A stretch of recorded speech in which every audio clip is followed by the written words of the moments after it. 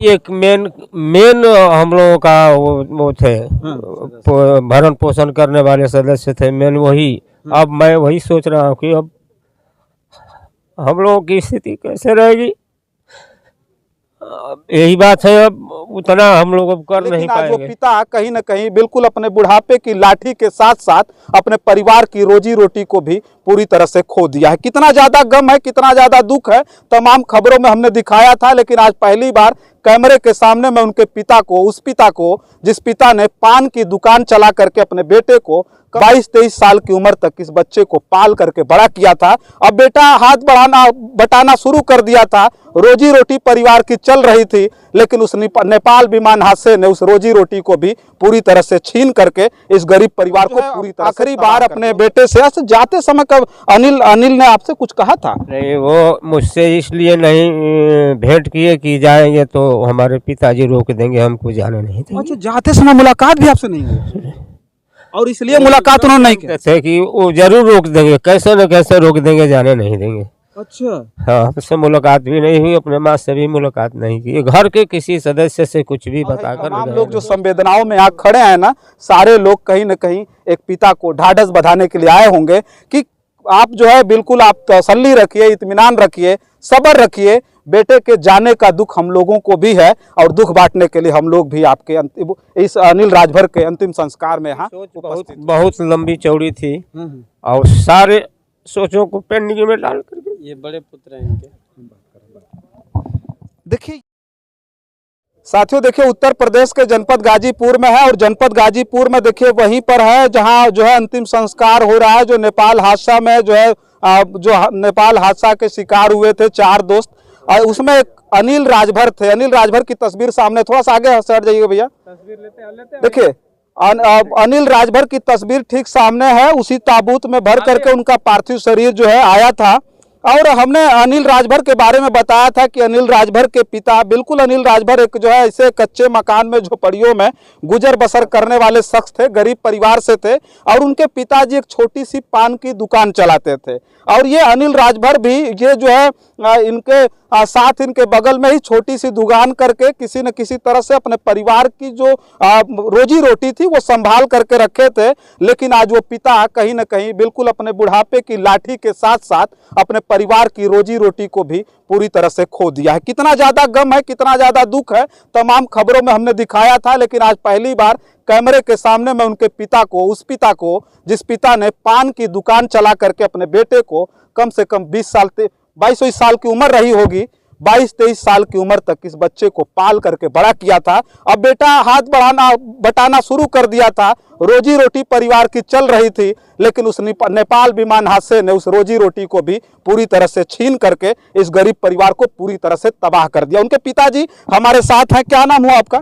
रामदरस राजभर। रामदरस राजभर जी, अच्छा एक चीज बताइए, आप पान की दुकान चलाते हैं जी। अब बताया जा रहा था, जब हम कवर करने के लिए घर पे गए थे तो पता चला कि अनिल राजभर ही केवल आपके परिवार के एक सदस्य जो कमा करके अपने परिवार को चला रहे थे। वही एक मेन हम लोगों का वो थे, भरण पोषण करने वाले सदस्य थे मेन वही। अब मैं वही सोच रहा हूँ कि अब हम लोगों की स्थिति कैसे रहेगी। यही बात है, अब उतना हम लोग अब कर नहीं पाएंगे।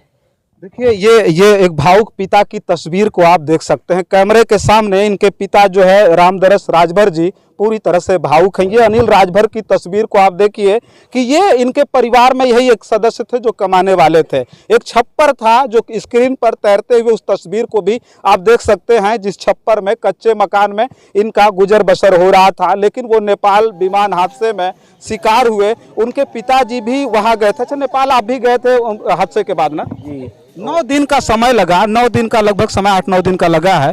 तो ये मतलब जो है समय इतना ज्यादा कैसे लग गया? और समय वो लोग बहुत धीरे स्लो काम लोग करते थे, धीरे धीरे एक दिन में 2 बाटी निकालते थे, ऐसे धीरे धीरे।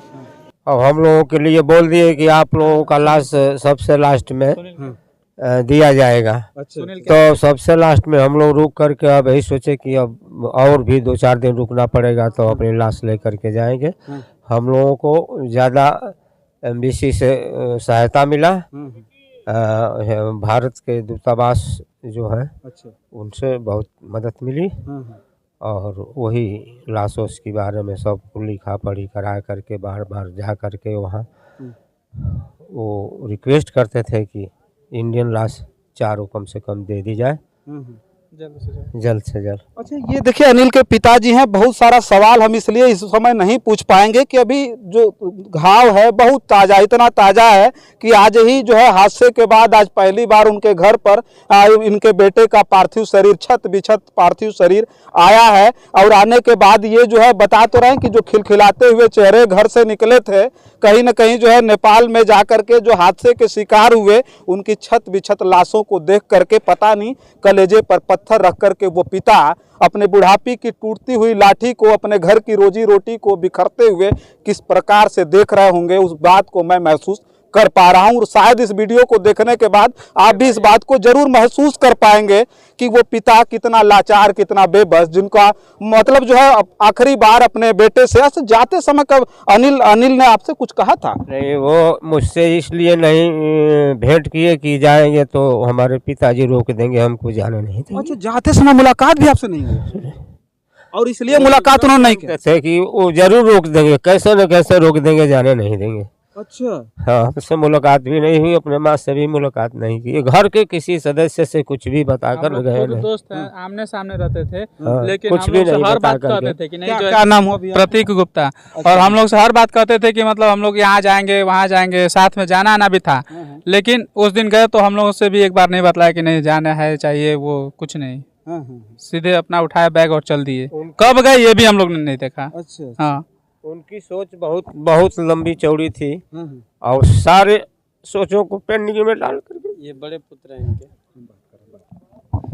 देखिए ये पिताजी कह रहे हैं कि बड़ी ख्वाहिशें थी अपने इस बेटे से, लायक बेटे थे इनके, और इनसे बड़ी ख्वाहिशें थी, लेकिन सारी ख्वाहिशों पर पानी फिर गया उस हादसे के बाद। और वो हादसा इतना दर्दनाक था ना कि शायद संभलना बहुत आसान नहीं है। और इतनी बड़ी घटना, जिस घटना को मैं गाजीपुर में देख रहा हूँ, विमान हादसे में एक ही जगह के 4 लोग मारे गए हों, वो पहली घटना मेरे लिए, तमाम लोग खड़े हैं ना, बहुत सारे लोगों के लिए पहली घटना हुई।